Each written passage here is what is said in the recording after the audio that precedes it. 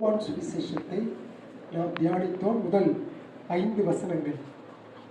அதன் தொடர்ச்சியாக இன்றைக்கும்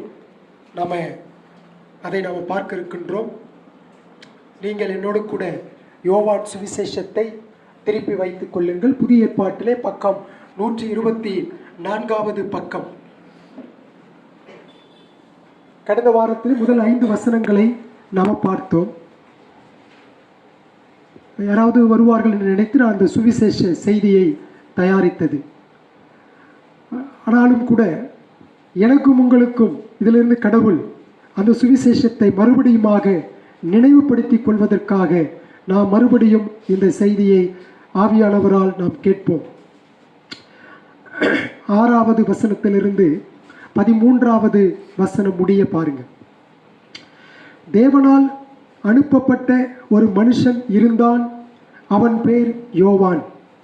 அவன் தன்னால் எல்லாரும் விசுவாசிக்கும்படி அந்த ஒளியை குறித்து சாட்சி கொடுக்க சாட்சியாக வந்தான்.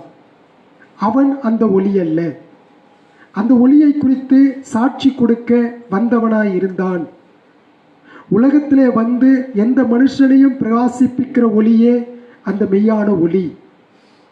அவர் உலகத்தில் இருந்தார், உலகம் அவர் மூலமாய் உண்டாயிற்று, உலகமோ அவரை அறியவில்லை.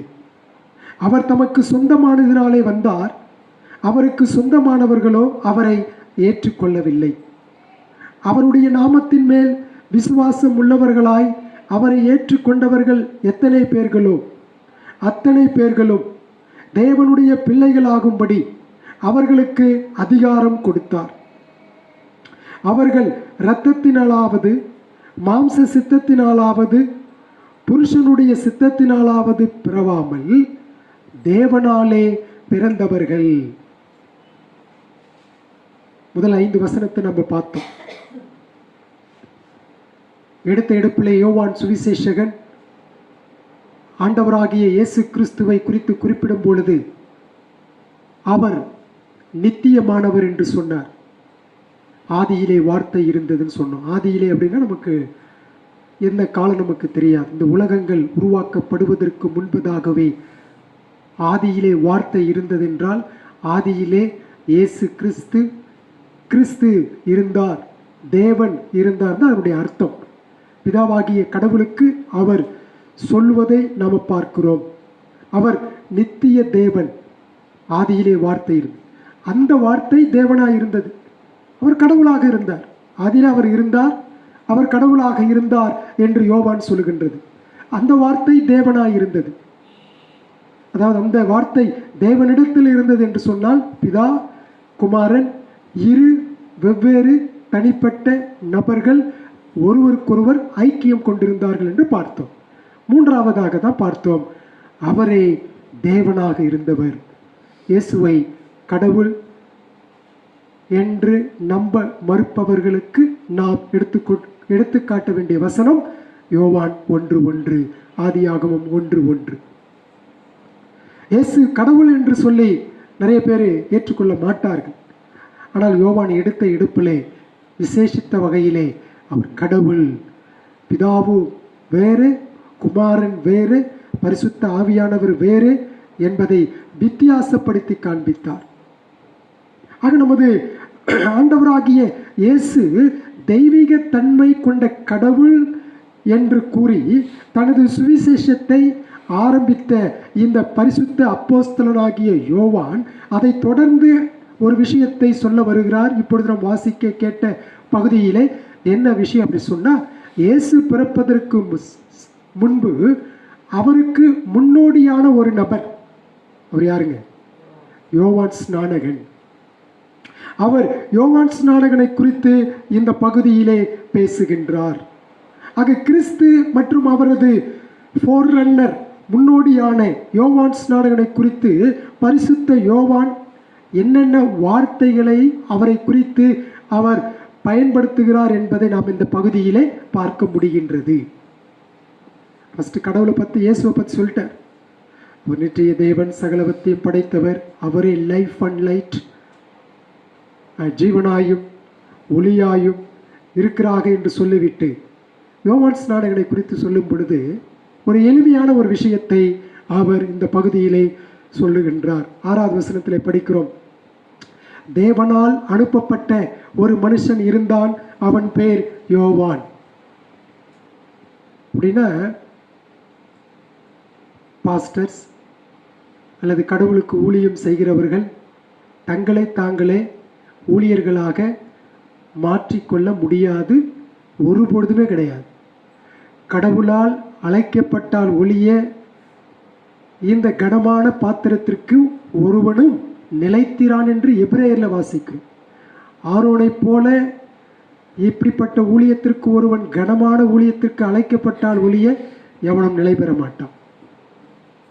அதனால தான் தேவனால் அனுப்பப்பட்ட ஒரு மனுஷன் இருந்தான். எந்த ஊழியக்காரரும் கடவுள் அனுப்பணும். யோவான் ஸ்நானகனை குறித்து இந்த பரிசுத்த யோவான் சொல்லுகின்ற பொழுது அவர் கடவுளால் அனுப்பப்பட்ட மனிதன். இங்கே இருக்கிற நான் கடவுளால் அனுப்பப்பட்ட மனிதனாக இருக்கிறனா என்று ஊழியக்காரனாகி நான் சிந்தித்து பார்க்க வேண்டும். அதுதான் இந்த இடத்துல யோவான் ஸ்நானனை குறித்து சொல்லும் பொழுது அதை தான் சொல்கிறார். இப்போ ஊழியக்காரன் எப்படி தெரிவு செய்யப்படணும், எப்படி அழைப்பு அவன் பெற்றுக்கொள்ளப்படணும், அவன் யார் மூலமாக அனுப்பப்படணும், எதன் மூலமாக அனுப்பப்படணும் என்றெல்லாம் இந்த வசனத்தில் இல்லை. இப்போ அதுக்கு நம்ம எந்த புத்தகத்தை படிக்கணும்? அப்போஸ்தலர் நடபடிகள். அதுக்கு அங்கே தான் பதில் இருக்கு. தேவனால் அழைக்கப்படுகின்ற மனிதனை யார் தெரிவு செய்ய வேண்டும், யார் தயார்படுத்த வேண்டும், எப்படி அனுப்பப்பட வேண்டும். அம்போன்லாம் அனுப்பிடக்கூடாது, எங்கேயா போய் நீ பொழைச்சிக்க பண்ணலாம், அதெல்லாம் கிடையாது. அதுக்கு அப்போஸ்தலர் நடபடிகளில் விவரம் இருக்குது, நம்மளாம் படித்தோம், மறந்துருப்பீங்கன்னு நினைக்கிறேன். அதனால் இங்கே நம்ம என்ன பார்க்குறோம்? ஒரு விஷயத்தை பார்க்குறோம், கடவுளால் ஊழியக்காரன் அனுப்பப்பட வேண்டும். தன்னைத்தானே அவன் ஊழியக்காரன் என்று அங்கீகரிக்க முடியவே முடியாது. சரிங்களா? இப்போ அதை சொல்லிட்டு இந்த பகுதி நம்ம வாசிக்க கேட்ட இந்த பகுதியில் முதலாவதாக அந்த ஊழியக்காரனுடைய பணியின் உண்மை தன்மையை குறித்து பேசுகிறார். அப்படின்னா யோவான் அப்போஸ்தலனாகிய யோவானை குறித்து அவன் ஊழியம் செய்கிறான் இல்லைங்களா, அந்த ஊழியக்காரனுடைய உண்மை தன்மையை குறித்து பார்க்கின்றார். பாருங்க, எந்த வசனம் என்று சொன்னால் 7வது வசனம் பாருங்க. அவன் தன்னால் எல்லாரும் விசுவாசிக்கும்படி அந்த ஒளியை குறித்து சாட்சி கொடுக்க சாட்சியாக வந்தான் என்று வாசிக்கிறோம். அப்படின்னா என்ன அர்த்தம்?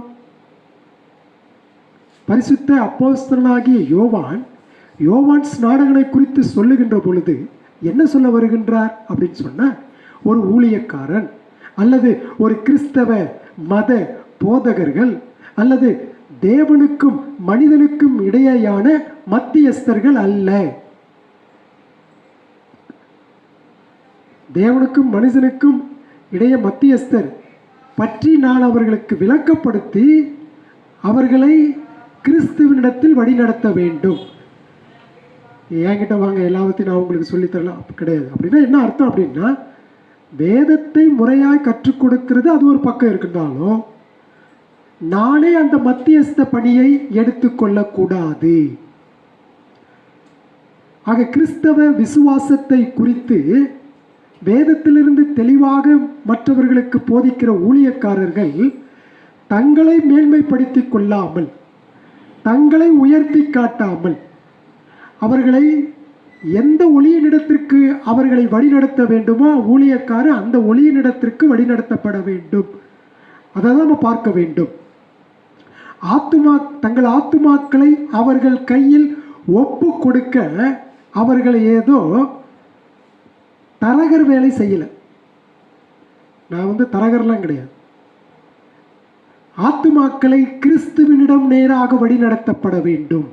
அதை நான் இங்கே சொல்லணும். அதுதான் அதை சொல்லிட்டு நீங்க அதற்கு வேதத்தை படித்து சரியான முறையிலே அதை கையாளப்பட வேண்டும். இப்போ ஒரு ஊழியக்காரன் யோவான் ஸ்நானகன் என்ன சொல்ற அந்த இடத்துல, அவன் தன்னால் எல்லாரும் விசுவாசிக்கும்படி அந்த ஒளியை குறித்து சாட்சி கொடுக்க சாட்சியாக வந்தான். அவ்வளோதான், விட்னஸ், வேற எதுவுமே கிடையாது. கிறிஸ்துவை குறித்து நான் உங்களுக்கு என்னுடைய சொந்த கற்பனையிலேயோ எண்ணத்திலே சொல்லாமல் வேதம் என்ன சொல்லுகிறதோ அதை அப்படியே சொல்கிறது தான் சாட்சி. புரியுதுங்களா? வேதம் என்ன சொல்லுகிறதோ கிறிஸ்துவை குறித்து அப்படியே சொல்கிறது தான் சாட்சி. ஆனால் இப்போ என்ன உல்டாவாக மாறிடுச்சு? அப்படியே சாட்சின்னு சொன்னால் என்ன ஆயிடுதுங்க? கரெக்ட். வாழ்க்கையில் நடந்ததை இங்கே வந்து சொல்லி கொண்டு இருக்கிறார். அது தப்பு நான் சொல்ல வரல. அது எப்போ சொல்ல வேண்டும் என்றால், நம்ம எல்லாம் உட்கார்ந்து பேசுகின்ற பொழுதோ, ஒரு பிரச்சனையில் இருந்தோ, ஒரு துன்பத்தில் இருந்தோ, ஒரு வியாதியில் இருந்தோ கடவுள் உங்களுடைய ஜபத்தை கேட்டு அற்புதமான சுகத்தை கொடுத்தார் இல்லைங்களா? அதை நீங்கள் கலந்து பேசுறதுல எந்த தப்பும் கிடையாது. மற்றவர்களிடத்தில் சொல்வதும் எந்த தப்பும் கிடையாது. ஏன்னா அதன் மூலம் கேட்கிறவர்கள் ஒருவேளை இவர்கள் ஆராதிக்கிற கடவுள் மெய்யான கடவுளாக இருப்பார்களோ என்ற விசுவாசத்தை அதன் மூலம் கேட்டு அவர்கள் திருச்சபைக்கு வருவதற்கு வாய்ப்புகள் அதிகம் இருக்கு. ஆனால் அதையும் தாண்டி இந்த இடத்துல வருகின்ற பொழுது ஒரு ஊழியக்காரன் கிறிஸ்துவை குறித்து சாட்சி பகருகின்றான். அப்போஸ்தலர் 1:8 படித்த ஞாபகம் இருக்குங்களா? பரிசுத்த ஆவியானவர் உங்களிடத்தில் வரும்பொழுது நீங்கள் பெலன் அடைந்து யூதாவிலும் எருசலேமிலும் மற்றும் பூமியின் சமாரியாவிலும் பூமியின் கடைசி பரியந்தமும் எனக்கு சாட்சிகளாக இருப்பீர்கள் அப்படின்னு சொன்னாங்கன்னா, சாட்சிகளாக இருந்தால் என்ன சாட்சி? அப்போ நான் சொல்லியிருக்கிறேன், சாட்சினா என்னன்னு சொல்லியிருக்கிறேன். பார்த்தீங்களா பார்க்கலையா, அதுதான் பேர் தான் சாட்சி. கோர்ட்டில் கேட்பாங்களா இல்லைங்களா? இந்த மனுஷன் கொலை பண்ணதை நீங்கள் பார்த்தீங்களா பார்க்கலையா, அதுதான் சாட்சி. கிரேக்க வார்த்தை மார்டோரியன், இரத்த சாட்சின்னு பேர். அந்த இரத்த சாட்சிகளுக்காக கிரேக்க வார்த்தை. அந்த வார்த்தையில் தான் இந்த சாட்சி என்ற வார்த்தை தமிழ் ஆங்கிலத்தில் விட்னஸ் வருது. அப்படின்னா என்ன அர்த்தம் தெரியுங்களா? அப்போஸ்தலர்கள் என்ன சாட்சி பகரணும்னா, நாங்கள் கிறிஸ்துவை பார்த்தோம், அவரோடு கூட வாழ்ந்தோம், அவருடைய அற்புதத்தை பார்த்தோம், அவருடைய மரணத்தை பார்த்தோம், அவருடைய அடக்கத்தை கண்டோம், அவருடைய உயிர்த்தெழுதலை கண்டோம், அவருடைய பரமேறுதலை கண்டோம். கோர்ட்டில் கேட்டாங்கன்னா 12 அப்போஸ்தலரும் தெளிவாக சொல்லியிருப்பாங்க. அதுதான் சாட்சி. சரி, அப்படியே புதிய ஏற்பாட்டில் வந்தால் என்ன சாட்சி? உங்களில் இயேசு கிறிஸ்து என்ன செய்தார் என்பதை மற்றவர்களுக்கு சொல்றது தான் சாட்சி. என்னில் என்ன ஆண்டவர் எனக்கு செய்தார்?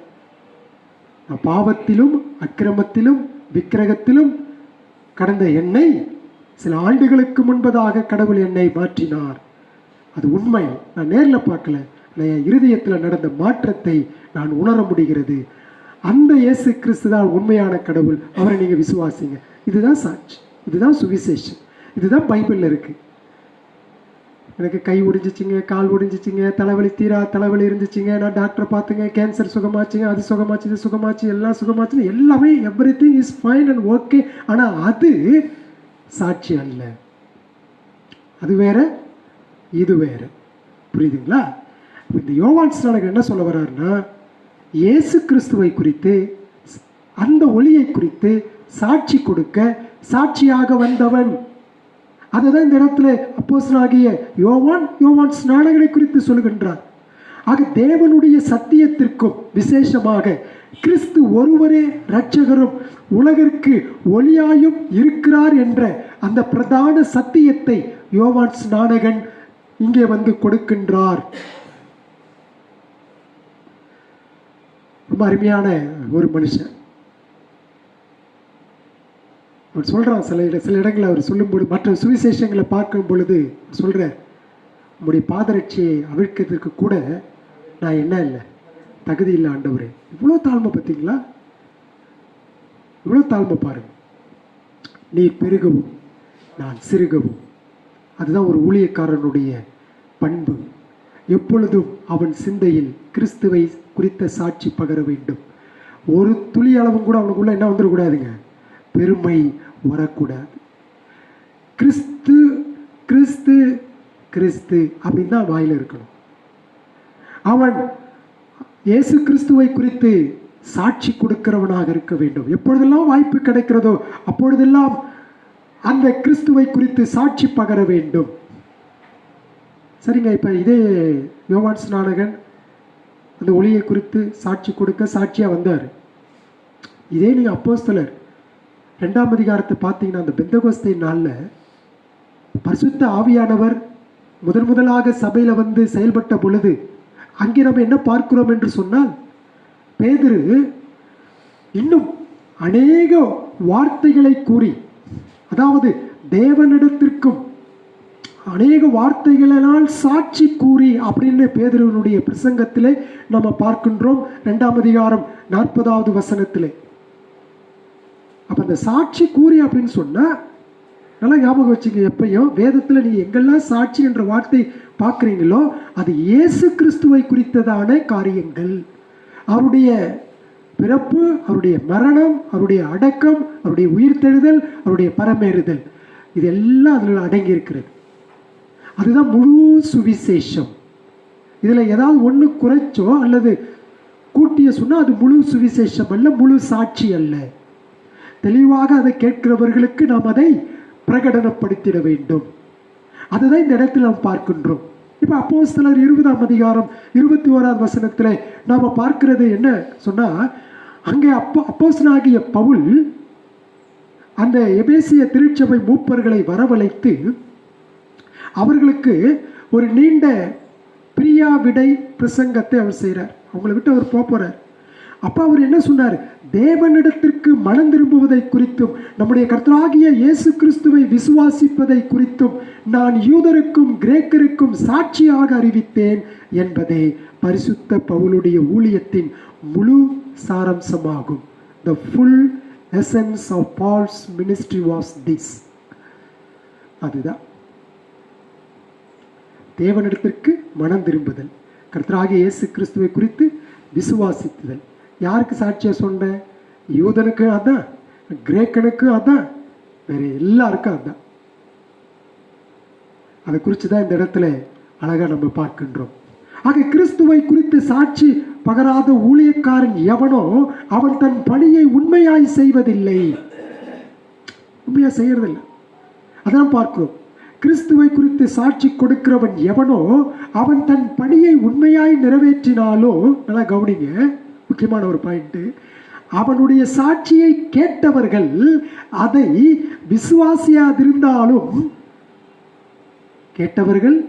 விசுவாசியாதிருந்தாலும் அவன் தன் பலனை பெற்றுக் கொள்வான். அதுதான் உண்மை. போன வாரம் நிறைய பேர் வந்தாங்க இல்லைங்களா? சாட்சி பகரப்பட்டதா? பகரப்பட்டது. நம்ம நினைக்கிறோம் சோர்வுகள் வரதான் செய்யும். ஆனால் அந்த சாட்சியை குறித்து சொன்ன அந்த மனுஷன் அதற்குரிய பலனை பெற்றுக்கொள்வான். Even though they won't believe on the gospel. ஒருவேளை அவர்கள் சுவிசேஷத்தை விசுவாசியாமல் போனாலும், அந்த சாட்சியை கேட்டும் நம்பாமல் போனாலும், அறிவித்த தாசன் அதற்குரிய பலனை பெற்றுக்கொள்வான். அதுதான் இங்கே நம்ம பார்க்கின்றோம். அதற்குரிய பலனை அவன் பெற்றுக்கொள்கின்றான். மற்றும் அது மாத்திரமல்ல, கிறிஸ்துவை பற்றி சொல்லப்பட்ட சாட்சியை கேட்டவர்கள் கிறிஸ்துவை விசுவாசியாமல் இருந்தால் அந்த சுவிசேஷ பணியிலிருந்து எவ்வித பணியையும் கேட்டவர்கள் பெற்றுக்கொள்ளவே முடியாது. ஏன்? அவங்க விசுவாசிக்கல, அவங்க நம்பல. அதான் விஷயம். ஆக கேட்டவர்கள் அந்த சுவிசேஷத்தினுடைய சாட்சியை நம்பாமல் போனாலும் அதற்கான ஆசீர்வாதத்தை அவர்கள் பெற்றுக்கொள்ளவே முடியாது.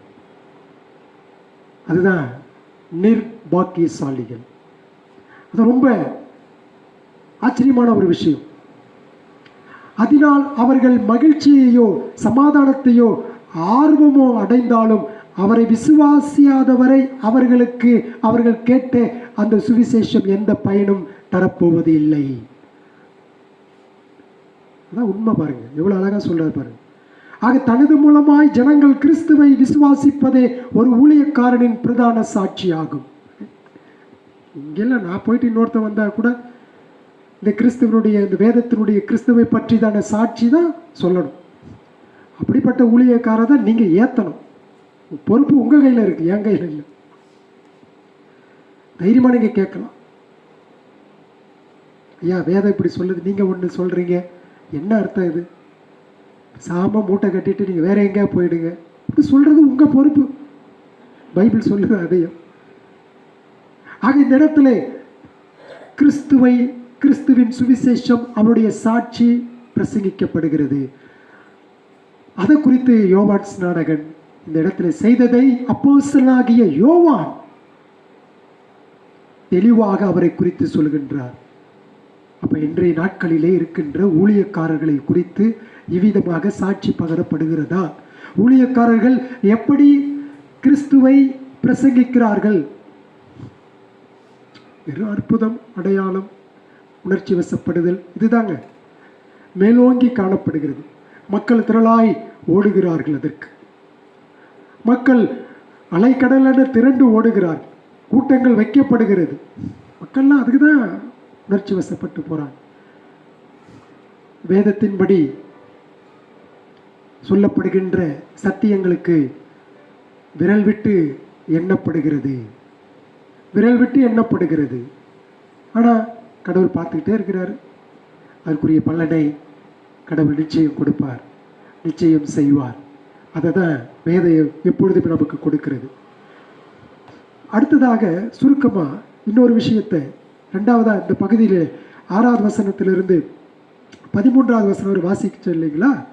அதில் ரெண்டாவதாக நம்ம என்ன பார்க்கிறோம் அப்படின்னு சொன்னால், நமது ஆண்டவராகிய இயேசு கிறிஸ்து ஜனங்களிடமிருந்து பெற்றிருந்த அந்த முதன்மையான இடத்தை குறித்து இந்த வசனங்களிலே பார்க்கலாம். ஆண்டவராகிய இயேசு கிறிஸ்துவை குறித்து ஜனங்கள் மத்தியிலே அவரை குறித்து என்ன சொல்லப்பட்டது அப்படின்னு சொன்னால், 9வது வசனத்தில் படிக்கிறோம், உலகத்திலே வந்து எந்த மனுஷனையும் பிரகாசிப்பிக்கிற ஒளியே அந்த மெய்யான ஒளி இயேசு கிறிஸ்து. இதுதான் ரட்சிக்கப்படாதவர்களுக்காக சொல்லக்கூடிய ஒரு மிகப்பெரிய ஒரு வார்த்தை. இதுக்கு ஒரு நல்ல ஒரு உதாரணத்தை கூட நம்ம சொல்லலாம். சூரியன் உலகிற்கு எப்படி முக்கியமானதாக இருக்கின்றதோ அப்படியே மனிதர்களுடைய ஆத்மாவிற்கு கிறிஸ்து ஒளியாக இருக்கின்றார். சூரிய ஒளி மனிதனுக்கு எப்படி முக்கியமோ அதுபோல கிறிஸ்து ஆத்மாக்களுக்கான ஒளியாக இருக்கின்றார். அவரே சகல ஆத்மீக வெளிச்சமாக கிறிஸ்து இருக்கின்றார். அவரே ஜீவனாக இருக்கின்றார். அவரே ஒரு மனிதனுக்கு பாவ நோயை நீக்கி ஆரோக்கியம் கொடுக்கிற வெளிச்சமாக இருக்கின்றார். அவரே ஒரு மனிதனுக்கு ஆவிக்குரிய வெளிச்சத்தை கொடுத்து அந்த வெளிச்சத்தை நடத்தக்கூடிய ஒரு ஒளியாக இருக்கின்றார். அந்த மனிதனுடைய ஆவிக்குரிய செழுமைக்கும் வளர்ச்சிக்கும் முதன்மை காரணராக இருப்பவர் இயேசு கிறிஸ்து என்ற ஒளிதான். எப்படி சூரியன் உலகத்துக்கு எல்லாத்துக்கும் முக்கியத்துவமோ அதுபோல இயேசு கிறிஸ்து என்கின்ற ஒளி எல்லாருக்கும் முதன்மை காரணராக அமைகின்றது. சூரியன் என்னைக்காவது பணக்காரர்கள் மீது மட்டும் உதிப்போம். இன்னைக்கு நாளைக்கு கொஞ்சம் மிடில் கிளாஸ் மக்கள் மீது உதிப்போம். 3வது நாள் கொஞ்சம் ஏழைகளுக்கு மாத்திரம் உதிப்போம்னு என்னைக்காவது உதிச்சிருக்கா? கிடையவே கிடையாது. எல்லாருக்குமே அது உதிக்கிறது. அதுபோல பாவத்தில் இருக்கிற இந்த உலகத்தில் இருக்கிற எந்த மனிதனுக்கும், அவன் ஏழையா இருக்கலாம், பணக்காரனாக இருக்கலாம், தாழ்ந்தவனாக இருக்கலாம், யூதனாக இருக்கலாம், கிரேக்கனாக இருக்கலாம், எந்த மனிதனாக இருக்கலாம், எந்த மதத்தினாக இருக்கலாம், இந்த முழு மனுக்குலத்தின் பொதுவான நன்மைக்காக ஒருவர் இந்த உலகத்திலே வந்தார் என்று சொன்னால் அவர் ஆண்டவராகிய இயேசு கிறிஸ்து என்கின்ற ஒளி. பணக்காரெல்லாம் சூரியன் இடத்துக்கு வெளிச்சம் வேண்டும் என்று சூரியன்கிட்ட காசை கொடுத்து எங்களுக்கு கொஞ்சம் உதிச்சுட்டு போங்கப்பா நான் சொல்கிறாங்க பணக்காரர்கள். இல்லை, இலவசமாய் பெற்றுக்கொள்கிறார்கள். ஏழைகள் இலவசமாக பெற்றுக்கொள்கிறார்கள். அனைத்து மனிதரும் சூரியனுடைய வெளிச்சத்தை இலவசமாக பெற்றுக்கொள்கிறார்கள். அதுபோல எல்லா மனிதனுக்கும், பாவத்தில் இருக்கிற அனைத்து மனிதனுக்கும் வெளிச்சம் இலவசமாக கிறிஸ்து தருகின்றார். கிறிஸ்து எல்லோருக்கும் கொடுக்கின்றார். அவரை நோக்கி பார்க்கிற யாவரும் அவருடைய ஒளியின் வெளிச்சத்திலிருந்து ஆரோக்கியத்தை பெறுகிறார்கள்.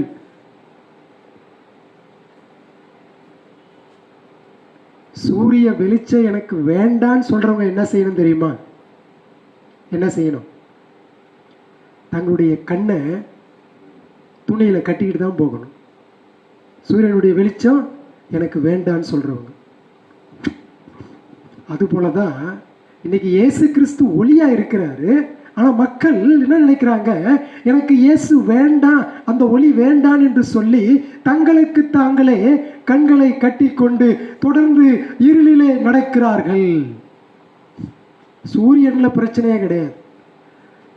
அந்த சூரிய வெளிச்சத்தை வாங்குறான் பார்த்தீங்களா, அவனில் தான் பிரச்சனை.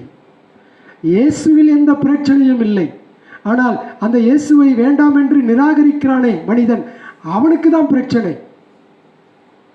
அவர்களுடைய அந்தகாரத்திற்கும் அவர்களுடைய பாவத்திற்கும் அவர்களே காரணமன்றி சூரியனில் எந்த விதமான தவறும் இல்லை. மனுஷன் யோசிச்சே பார்க்க மாட்டான் பாருங்க. மற்ற எல்லாத்தையும் நம்புவான், ஆனால் ஏசாமி மட்டும் என்ன செய்ய மாட்டான்? நம்பவே மாட்டான். பிரச்சனை பிரச்சனை. எண்ணற்ற ஜனங்கள் வெளிச்சத்தை பார்க்கிலும் இருளை விரும்புகிறதற்கு காரணம் என்னன்னு தெரியுங்களா? அவர்களிடத்திலே பாவம் இருக்கிற தன்மை இருக்கிறது என்பதை அவர்கள் அறியாமல் போகிறார்கள். அவங்கள போலதான் நாமளும் ஒரு நாள் இருந்தோம், உண்மை அதுதான். ஆனா கிறிஸ்துவனுடைய ஒளி நம் மீது பிரகாசிக்கப்பட்ட உடனே அந்த இருள் நீங்கிவிட்டதால் இன்றைக்கு நாம வெளிச்சத்தின் பிள்ளைகளாக இருக்கிறோம். ஆனால் மற்றவர்களோ அந்த இருளை நேசித்து அவர்களின் குருட்டாட்டமான இருதயம் அன்றி அவர்கள் கிறிஸ்துவ தான் இதுக்கு காரணம் அப்படிலாம் சொல்லக்கூடாது. நிறைய பேர் கிறிஸ்துவ காரணம் சொல்லுவார். ஆலங்குடியில் ஒருத்தர்கிட்ட கேட்டேன்,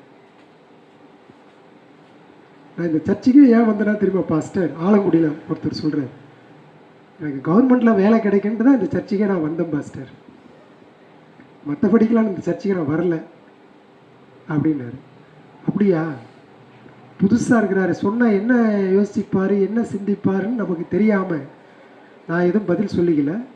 தொடர்ந்து நீங்கள் என்ன செய்யுங்க அப்படின்னா, சபைக்கு வாங்க, ஆண்டவரை பற்றி தெரிஞ்சுக்கிங்க, ஆண்டவரை பற்றி தொடர்ச்சியாக கேட்டு பாவத்திலிருந்து விடுதலை பெற்று நீங்கள் அவருடைய பிள்ளையாக மாறுங்க. நிச்சயம் கடவுள் ஏற்ற காலத்தில் அவருக்கு சித்தத்தின் அடிப்படையில் உங்களுக்கு செய்வார். இதான் ஃபஸ்ட்டு நான் சொன்னது. அதையும் மீறி கிடைக்கல அப்படின்னு சொன்னால் நீங்கள் கவலைப்படாதீங்க. இதை விட ஒரு பெரிய ஆசீர்வாதம் பாவ மன்னிப்பினுடைய நிச்சயத்துவம் தான். அதில் நீங்கள் உறுதியாக இருங்க. உங்கள் தேவைகளெல்லாம் கடவுள் சந்திப்பார், கவலைப்படாதுன்னு சொல்லி அவரை சமாதானப்படுத்தி போயிட்டு. எதுக்கு சொல்ல வர அப்படின்னா, அநேகர் இந்த உலகத்தில் திருச்சபைக்கு வர்றதுக்கும் போகிறதுக்கும் காரணம் அப்படி என்ன சொன்னால், வேலை கிடைக்கணும், கல்யாணம் நடக்கணும், திருமணம் ஆகணும், இதெல்லாம் இந்த உலகத்தின் மையத்தை வைத்து வருகிறார்கள். அதுக்காக ஆண்டவர் கைவிட மாட்டார். நிச்சயம் அதெல்லாம் ஏற்ற காலத்தில் செய்யணும், அதுக்கான முயற்சிகளை எடுக்கணும், அதை நம்ம கட்டாயம் செய்யணும். அது என்னுடைய கடமை பொறுப்பு, உங்களுடைய கடமை பொறுப்பு. வீட்டிலே உட்காந்துட்டு இருந்தால் வேலை கிடைச்சிருமா? கிடைக்காது. ஒவ்வொரு கம்பெனியாக போகணும். இல்லாட்டி அந்த என்னதுங்க டிஎன்பிசியா, அது குரூப் 1 2 3 4 10 வரைக்கும் என்னென்னமோ இருக்குது குரூப், எதையாவது ஒன்று அட்டன் பண்ணுறது. அது நம்முடைய பொறுப்பு, கடவுள் நம்ம கொடுத்துருக்கிறார். அதை நம்ம முறையாக செய்யணும். ஏற்ற வேளையில் அதை ஆண்டவர் செய்வார். ஆனால் அதுக்காகத்தான் நான் இங்கே வரேன்றதெல்லாம் தேவையில்லை. நான் எதுக்காக வரேன்னா, நான் செத்து போனால் நரகத்துக்கு போயிடுவேன். நான் நரகத்துக்கு போகக்கூடாமல் என் பாவம் மன்னிக்கப்பட்டு நான் ஆண்டவரோடு கூட வாழணும், ஆண்டவரோடு கூட நான் ஐக்கியப்படணும், பரலோகத்தின் பிள்ளையாக இருக்கணும். அதுதான் எனக்கு பிரதானமான ஒரு காரியம் அப்படின்னு. யார் வரா? ஒருத்தரும் வரதில்லை. யார் வரா அப்படி? சில பேர் வருவாங்க, இது நடக்கட்டுங்க, மறுநாளே நான் இயேசுவை ஏற்றுக்கன்னு சொல்லுவாங்க. ஏற்றுக்க மாட்டான். இயேசுவை ஏற்றுக்கொள்றது என் கையில் உங்கள் கையில் இல்லை, அது பரிசுத்த ஆவியானவர் கையில் இருக்கிறது. என்ன சொல்ல வர அப்படின்னா, அப்படி நம்ம சிந்திக்க கூடாது, அப்படி நம்ம ஒருபோது எண்ணக்கூடாது. அது மனித சிந்தனை. அது வேத சிந்தனை என்ன தெரியுங்களா? இன்றைய ரட்சணை நாள், ஆண்டவரே நான் பாவியாக இருக்கிறேன், எனக்கு ரட்சிப்பித்தாங்க, நான் உங்களுடைய பிள்ளையாக வாழ்கிறேன், அவ்வளோதான். இதுக்கு நீண்ட ஜபம்லாம் தேவையில்லை, நீண்ட ஃபாஸ்டிங் ப்ரேயர்லாம் தேவையில்லை. இதை சொன்னாலே போதும், விசுவாசித்தாலே போதும், கடவுள் மனுஷனை ரட்சிக்கிறார், அவருடைய பிள்ளையாக மாற்றுகிறார், அவரை உருவாக்குகிறார். அதுதான் படிக்கிறோம். ஆக இருளை நேசிப்பது அது யார் காரணம் அப்படின்னு சொன்னால் அவங்களுடைய காரணம் தானே ஒழிய கடவுளுடைய காரணம் அல்ல. உணர்வில்லாத அவருடைய இருதயம் இருள் அடைந்தது. யோவான் 3:19 கூட நம்ம பார்க்கிறோம், ஒளியானது உலகத்திலே வந்திருந்தும் மனுஷனுடைய கிரியைகள் பொல்லாதவைகளாய் இருக்கிறபடியினால் அவர்கள் ஒளியை பார்க்கிலும் இருளை விரும்புகிறதே அந்த ஆக்கினை தீர்ப்புக்கு காரணமாய் இருக்கிறது. பார்த்தீங்களா? ஆக்கினை தீர்ப்புக்கு யார் காரணம்? இயேசு கிறிஸ்துவா? கடவுளா? இல்லை, அந்த மனிதனுடைய பாவமே காரணம். அதுதான் 19வது வசனம் யோவான் 3:19 படிக்கிறோம். ஆக ஜனங்கள் பார்க்கிறார்களோ இல்லையோ, கிறிஸ்துவே மெய்யான சூரியனும் உலகின் ஒளியாயும் இருக்கிறார். பாவிகளுக்கு ஆண்டவராகிய இயேசுவை தவிர வேறொரு ஒளியை இந்த உலகத்தில் பார்க்க முடியாது. இன்னொரு பாயிண்ட் பாருங்க, இந்த நம்ம வாசிக்க கேட்ட இந்த வசனத்தில் 3ஆவதாக நம்ம என்ன படிக்கிறோம் அப்படின்னு சொன்னா, ஜென்ம சுபாவமுள்ள மனுஷனின் மகா கொடிய பொல்லாங்கை குறித்து இந்த வசனங்களில் நாம் பார்க்கிறோம். கிறிஸ்து 10வது வசனம் பாருங்க, அவர் உலகத்தில் இருந்தார், உலகம் அவர் மூலமாய் உண்டாயிற்று. அடுத்த வார்த்தை என்னங்க? The world knew not him. உலகம் அவரை அறியவில்லை. உலகம் யாருடையது? அவருடையது. அவர் எங்க இருந்தாரு? உலகத்தில் இருந்தாரு. ஆனா உலகமும் அவரை, அதுதான் என்னுடைய சுபாவமும் உங்களுடைய சுபாவமும் ஒட்டுமொத்த மனுஷனுடைய சுபாவமும் அதுதான். கன்னி மரியாளிடத்தில் பிறப்பதற்கு முன்பே இவ்வுலகில் கிறிஸ்து காணப்பட முடியாதவராய் இருந்தார். ஆதியில் இருந்தே அவர் சகல படைப்பையும் ஆண்டு பராமரித்து வந்தார். எல்லாம் அவருக்குள் நிலை நிற்கிறது என்று அப்போஸ்தலனாகிய பவுல் கொலோசியர் 1:17 படிக்கிறோம். அவரே சகலவற்றுக்கும் ஜீவனும் சுவாசத்தையும் அளித்து வானத்திலிருந்து மழையை பெய்ய பண்ணி அவர் மக்களுக்கு அந்தந்த காலங்களுக்கு ஏற்ற கனிகளையும் கொடுத்து அவர்களை ஆசீர்வதிக்கிறார். அவராலே ராஜாக்கள் ஆளுகிறார்கள். இருந்த பொழுதும் ஜனங்கள் அவரை அறியாமலும் அவரை கனப்படுத்தாமலும் இருக்கிறார்கள். அவர்கள் சிருஷ்டிகரை தொழுது சேவியாமல் சிருஷ்டிப்பை தொழுது சேவித்தார்கள் என்று ரோமர் 1:25 படிக்கிறோம். இதுதான் பொதுவா எல்லா மனிதனுடைய நிலைமை. ரட்சிக்கப்படாததுக்கு முன்பு என்னுடைய உங்களுடைய நிலைமை அதுதான். இப்போ நம்ம ரட்சிக்கப்பட்டிருக்கிறோம் கடவுளுடைய கிருபையினாலே, அதனால் நமக்கு விஷயம் கொஞ்சம் தெரியுது. ஆனால் ரட்சிக்கப்படாத பொழுதனுடைய நிலையை குறித்து பார்க்கின்ற பொழுது, இந்த உலகத்தில் இயேசு இருந்தாருங்க, உலகத்தில் இயேசு இருந்தார். யாராவது பார்த்துட்டு வந்து, ஆண்டவரே நீங்க உலகத்தின் ஒளியா இருக்கிறீங்க, நான் கண்டுபிடிச்சிட்டேன். ஆண்டவரே நீங்க உலகத்தின் இரட்சகராக இருக்கிறீங்க. ஆண்டவரே நான் உங்களை தேடி வந்துட்டேன். ஆண்டவரே எனக்கு பாவ மன்னிப்பு தாங்க, இயேசுவே எனக்கு கொடுங்க அப்படின்னு சுவிசேஷத்தில் யாராவது சொன்னாங்களா? கேள்விப்பட்டிருக்கீங்களா? சுவிசேஷத்தில் படிக்கிறோமா இல்லைங்களா? 4 சுவிசேஷத்தில் யாராவது வந்து சொன்னாங்களா? ஒருத்தன் வந்து சொன்னான், ஒரு வாலிபன் வந்து சொன்னான், பரலோகத்துக்கு போவதற்கு நான் என்ன செய்ய வேண்டும்? அருமையான கேள்வி. நான் கூட வாழ்க்கையில் அந்த கேள்வி கேட்டதே கிடையாதுங்க. நீங்கள் கேட்டிருக்கலான்னு எனக்கு தெரியாது. நான் கூட அந்த கேள்வி கேட்டதில்லை. ஆனால் அவன் கேட்டான். எப்போ? இயேசு இருந்தப்ப. ஓ போகலாமே அப்படின்னு. இதை எதை செய்ப்பா, இதை ஃபாலோ பண்ணுப்பான்னார். எல்லாம் சொல்லிட்டு, இதெல்லாம் நான் தான் சின்ன வயசுலேருந்தே ஃபாலோ பண்ணுறேனே,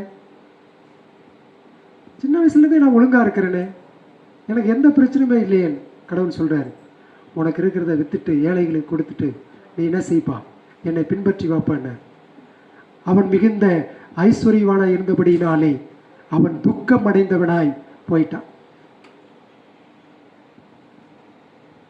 வந்து கேட்ட கேள்வி நல்ல கேள்வி, பதிலும் ஆண்டவர் நல்ல பதில் கொடுத்தாரு. அதாவதுங்க, எனக்கு வாழ்க்கையில் ஐஸ்வர்யம் முக்கியமா கிறிஸ்து முக்கியமா? கிறிஸ்து தான் முக்கியம். இந்த ஐஸ்வர்யம் தான் கிறிஸ்துவுக்கு தடையாக இருக்குன்னு சொன்னால் இந்த ஐஸ்வர்யம் எனக்கு எதுக்கு? உதறி தள்ளிட்டு வரலாமே. ஆனால் அவனுக்கு வர்றதுக்கு மனசு இல்லை. அப்படின்னா என்ன சொல்ல வர்றாரு ஆண்டவர்? எல்லாத்தையும் விட்டுட்டு நடுத்தரில் வந்து பிச்சைக்காரனாக இருப்பான்றாரா? அதுவா சொல்கிறார்? நம்ம அப்படி புரிஞ்சிக்க கூடாது. எல்லாவற்றையும் விட்டுட்டு எல்லாத்தையும் கொடுத்துட்டு நீ நடுத்தரில் வந்து தட்டோடு எடுத்துக்கிட்டு வீடு வீடாக போய் பிச்சை எடுப்பான்னு ஆண்டவர் சொல்லலை. என்ன சொல்கிறார்? உன்னுடைய ஐஸ்வர்யம் அதன் மேலே இருக்குது, ஏன்னா உன்னை பற்றி எனக்கு நல்லா தெரியும், உன் இருதயத்தை நான் பார்க்குறேன்றார். நீ கேட்ட கேள்வி நல்ல கேள்வி தான், ஆனால் உன் இருதயம் எதில் இருக்குது? ஐஸ்வர்யத்தின் மேலே இருக்குது. அதனால தான் பேதுரு கேட்டான், ஆண்டவரே அப்படின்னா யார் பரலோகத்துக்கு போக முடியும்? ஒட்டகமானது ஊசியின் காலையில் நுழைவது எளிதாக இருக்கும் அப்படின்னு சொல்லி அந்த ஒரு இதை சொல்கிறாரு பாருங்க. அப்படின்னா என்னது?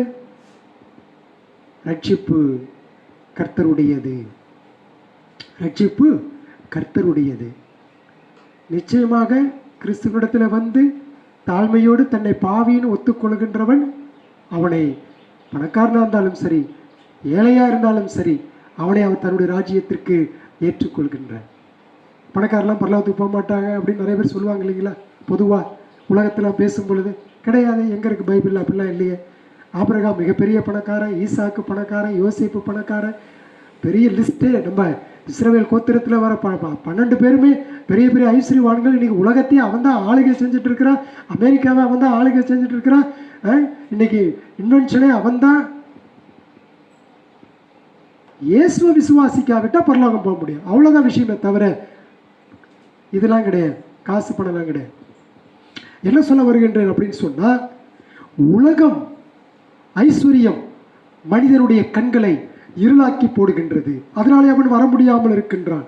சிருஷ்டிகரை தொழுது செய்வர்கள் சிருஷ்டிப்பை அவர்கள் தொழுது செவித்தார்கள், இதனாலே ஜென்ம சுபாவமான மனுஷனை துன்மார்க்கன் என்று அழைக்கின்றோம். நல்லா யோசிச்சு பாருங்க, கடவுள் எப்படிப்பட்ட கடவுள் பாருங்க. இயேசு கிறிஸ்து பெத்லகேமிலே பிறந்த பொழுது உலகில் காணப்படாதவர் காணக்கூடியவராக வந்தார். எகிப்து தேசத்திலிருந்து வரவழைத்து தன்னுடைய சொந்த ஜனங்களாக ஏற்றுக்கொண்டவர்களிடத்திற்கு தான் அவர் வரார். அவருடைய சொந்த ஜனங்களிடத்துக்கு, அவர் உருவாக்கின இஸ்ரவேல் என்ற நாட்டு மக்களுக்கு மத்தியில தான் அவர் வந்து பிறக்கிறார். பெத்லகேமில் வந்து பிறக்கிறார். வாக்குத்தத்தம் பண்ணப்பட்ட மேசியா அந்த இடத்துல வருகின்றார். மற்ற தேசங்களில் இருந்து பிரித்தெடுத்து தீர்க்கதரிசிகள் மூலமாய் தன்னை வெளிப்படுத்தினவரை குறித்து வாசித்து தங்களுடைய ஆலய ஆராதனைகளிலே மாதிரிகளாகவும் அடையாளங்களாகவும் அவரை கண்டு அவர் வருகைக்காக ஆவலுடன் காத்திருந்தவர்களான அந்த யூத ஜனங்களிடமே அவர் வந்தார். இந்தியாவுக்கு வரல, அவர் பாகிஸ்தானுக்கு போய் பிறக்கல. அவர் வாக்குத்தத்தம் பண்ணப்பட்ட மேசியாவாகிய அந்த இடத்துக்கு அவர் வந்தார். மேசியாவுக்காக அந்த இஸ்ரவேல் ஜனங்கள் காத்து கொண்டிருந்தார்கள். என்றாலும் அவர்களிடம் அவர் வந்த பொழுது ஏத்துக்கிட்டாங்களா? Did they accept? No. அவர்கள் ஏற்றுக்கொள்ளவில்லை. அவர்கள் ஒட்டுமொத்தமாக நிராகரித்தார்கள். காரணம், ஜென்ம சுபாவம் உள்ள மனுஷன். அவன் பழைய ஏற்பாட்டில் நல்லா பாருங்க, ஆலயத்துக்கு போனா, பலி செலுத்தினா, என்னென்னமோ செஞ்சா, மத ரீதியாக செய்ய வேண்டிய அத்தனை காரியங்களையும் செய்தான். ரட்சிக்கப்பட்டுட்டானா? ரட்சிக்கப்படவே இல்லை பாருங்க. ஆக ஒருவன் ஆலயத்துக்கு வருவதனாலேயோ போவதனாலேயோ சத்தியத்தை கேட்பதனாலேயோ ரட்சிப்பு இல்லை. அந்த கேட்ட அந்த சத்தியத்தை நடைமுறைப்படுத்தி இருதயத்திலே கடவுளுக்கு முன்பாக தன்னை தாழ்மையோடு ஒப்புக்கொள்கின்ற மனுஷனே ரட்சிக்கப்படுகிறவன். மேலும் அவர்களை இன்னொரு கொடிய பாவத்தை அவங்க செஞ்சாங்க. என்ன பாவம்? அவரை வேண்டாம் என்று புறக்கணித்து நிராகரித்து அவமதித்து நிந்தித்து கடைசியில் எங்க போய் விட்டானுங்க அவரை. அதுதான் ரட்சிக்கப்பட்டவங்களை கடைசியில் எங்க கொண்டு போய் விடுவாங்க? உங்களே எங்க கொண்டு போய் விடுவாங்க? உங்களே உலகம். சிலுவை, அவமானம், நிந்தை, பேச்சுக்கள். இதுதான். இதை நீங்கள் நானும் ஏற்றுக்கொள்ள தயாராக இருக்கணும். ஆக ஜென்ம சுபாவமான மனுஷனை மிக கொடிய துன்மார்க்கன் என்று அழைக்கிறோம். டைம் ஆயிடுச்சு, நான் முடிச்சிடறேன் இதோட. அதாவது கிறிஸ்துவை ஏற்றுக்கொண்டு அவர் மேல் விசுவாசமாக இருக்கிற அனைவருக்கும் கிடைக்கின்ற உன்னத ஸ்லாக்கியத்தையும் கூட இந்த பகுதியில் நம்ம வாசிக்க கேட்டோம். 12வது வசனம் பாருங்க. அவருடைய நாமத்தின் மேல் விசுவாசம் உள்ளவர்களாய் அவரை ஏற்றுக்கொண்டவர்கள் எத்தனை பேர்களோ அத்தனை பேர்களும் தேவனுடைய பிள்ளைகளாகும்படி அவர்களுக்கு அதிகாரம் கொடுத்தார். What a beautiful words. கிறிஸ்துவுக்கென்று சில வேலைக்காரர்கள் எப்போதும் உண்டு. யூதர்களில் வெகு திரளானோர் அவரை மேசியாவாக ஏற்றுக்கொள்ளாவிட்டாலும் அவரை ஏற்றுக்கொண்ட சிலரும் இருந்தார்கள். பார்த்தீங்களா? நீங்க சுவிசேஷத்தை எல்லாருக்கும் சொல்லுங்க. ஏற்றுக்கொள்ளக்கூடிய ஒரு நபர், 2 நபர், 3 நபர் இருப்பாங்க. ஏற்ற வேளையிலே அவர்கள் வருவார்கள். அவர்கள் தேவனுடைய பிள்ளைகளாகும்படியான ஸ்லாக்கியத்தை கடவுள் அவர் கொடுத்தார். அவருடைய குடும்பத்திலே அவருடைய பிள்ளைகளாக தத்தெடுக்கப்பட்டார்கள். இயேசு கிறிஸ்துவை எப்போ நீங்கள் நான் விசுவாசிச்சோமோ அப்பவே அவருடைய குடும்பத்திலே அவருடைய பிள்ளைகளாக, வாரிசுகளாக தத்தெடுக்கப்பட்டோம். ஆங்கிலத்தில் அதுக்கு அடாப்ஷன் சொல்லி ஒரு வார்த்தை பயன்படுத்துவார்கள். பைபிளில் இருக்கு. He adopted us through his son. அப்படின்னா என்ன அர்த்தம் தெரியுங்களா? பிறந்த குழந்தைக்கு என்ன ஸ்லாக்கியமோ அதே போல தத்தெடுக்கப்பட்ட குழந்தைக்கு அதிக சுதந்திரம். அப்ப யூதனை விட எனக்கு உங்களுக்கு, இயேசு கிறிஸ்து விசுவாசித்த எனக்கு உங்களுக்கு அதிக சுதந்திரம், அதிக ஆசீர்வாதம் உண்டு. தனது பிதாவின் குடும்பத்தில் அவர்களை அவர் தத்தெடுத்தார். என்னையும் உங்களையும் தத்தெடுத்தார். அவர்களை தனது சொந்த சகோதர சகோதரிகளாகவும் தன் எலும்பில் எலும்பும் தன் மாம்சத்தில் மாம்சமுமாக அவர் எண்ணினார். அவர் நிமித்தம் அவர்கள் சுமக்க இருக்கின்ற சிலுவைக்கு ஈடாக அவர்களை அவர் கனப்படுத்துவார். அவர்களை சர்வ வல்லமையுள்ள தேவனுடைய குமாரரும் குமாரத்திகளுமாக மாற்றினார். நாம் தேவனுடைய பிள்ளைகளா? நாம் மறுபடியும் பிறந்திருக்கிறோமா? பாவ உணர்வு, கிறிஸ்துவில் விசுவாசம், பிறருக்கான அன்பு, நீதியுள்ள வாழ்க்கை, உலகத்தினின்று பிரித்தெடுக்கப்பட்ட வாழ்க்கை போன்ற மறுபிறப்பின் அடையாளங்கள் என்னிலும் உங்களிலும் காணப்படுகின்றதா? இதெல்லாம் கேள்வி. நம்மை நாமே யோசித்து சிந்தித்து கேட்க வேண்டிய கேள்விகள். இந்த கேள்விகளுக்கு வேதத்திலிருந்து சரியான பதிலை நீங்களும் நானும் கொடுக்க வேண்டும். தேவனுடைய பிள்ளைகளாகும்படி நாம் விரும்புகிறோமா? அப்படியானால் கிறிஸ்துவை நம்முடைய சொந்த இரட்சகராக ஏற்றுக்கொண்டு நம்முடைய இருதயத்திலே அவரை விசுவாசித்தால், அவரை ஏற்றுக்கொண்டவர்கள் எத்தனை பேர்களோ அத்தனை பேர்களுக்கும் தேவனுடைய பிள்ளைகளாகும்படி அதிகாரம், அத்தாரிட்டி கொடுக்கிறார். உங்களை யாரும் ஒன்றும் பண்ண முடியாது. ஏன்னு சொன்னா, நீங்க கிறிஸ்துவில் காணப்படுகிறீர்கள். கிறிஸ்து உங்களில் இருக்கிறார். பரிசுத்த ஆவியானவர் உங்களில் இருக்கிறார். அதுதான் இந்த பகுதியில் சுருக்கமாக நம்ம பார்க்குறது. இன்னும் நிறைய இருக்குது. நமக்கு நேரம் முடிஞ்சிடுச்சு. தொடர்ச்சி நம்ம வரும் நாட்களில் பார்ப்போம். தேவன் தாம் இந்த வசனங்களை நமக்கு ஆசீர்வதித்து தருவாராக.